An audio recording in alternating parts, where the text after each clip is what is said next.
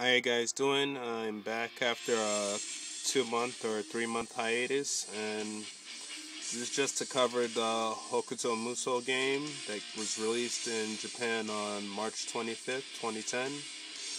It actually broke the street date a bit early if you've been paying attention to YouTube. The 360 version had lots of video scans, lots of video footage online, so that way you could get a good idea of the gameplay.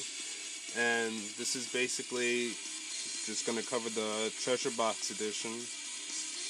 And what's really comprised of this treasure box is that this is actually a slipcase. It's not like a hardcover box, as you can see. Just turning it over so you could get a good look. These are the actual contents of the treasure box that I will get into.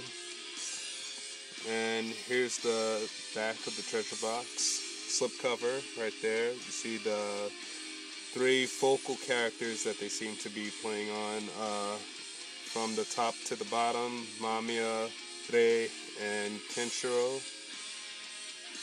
And also on the back it clearly shows the contents of the box itself. And from here we're just going to move on to what's actually contained. Here's the visual storybook, which I feel is the strongest asset of the treasure box collection itself. It's very accurate. It shows a lot of illustrations. Pretty much tells the story that happens in the manga and within the game.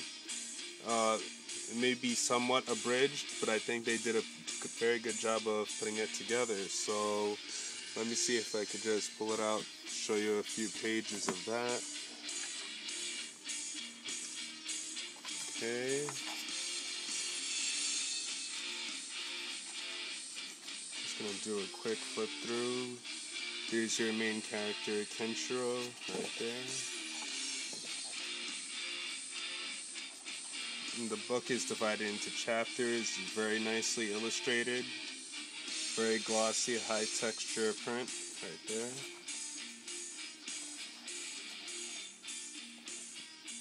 You also see some character sketches that they included within here. Okay. Just moving along, you see the first boss character you encounter in the game, Zed. You have Rin, you have Bart right there. Then you have the first epic battle that takes place in the manga, Kenshiro versus Shin over Yuria. Right there. It's everybody's favorite big guy, Heart. Hato-sama. Okay.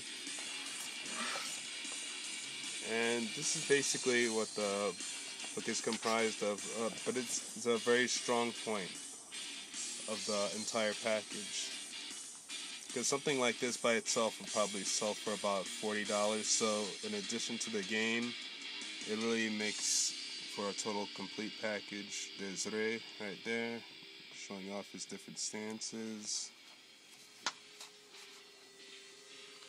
and Mamiya providing a very large presentable piece of fan service here. And if you pay very close attention to the manga and the anime, which took some liberties from the original manga itself, you've noticed the character costumes are very different. They just have very little semblance. For example, Airi, Rei's sister, is now blonde. You have Kiba right here. You have Jagi, now has a rocket launcher strapped to his back as if he wasn't menacing enough. But they keep the core content intact within the whole entire thing. So I just jumped ahead a couple of chapters. There's Souther versus Kenshiro. There's Shu, an excellent character in the manga and anime. Okay. There's Judah right here. A very important part of the whole entire Rei Mamiya complete arc right there. And there it is. They even illustrate it for you.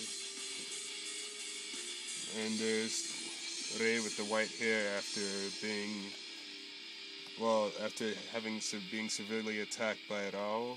And there's Rao right here. Looks pretty menacing. Would have wished that they had gone something closer to the original manga costume, but regardless. And here's some of the generic post-apocalyptic grunts that you fight during the game.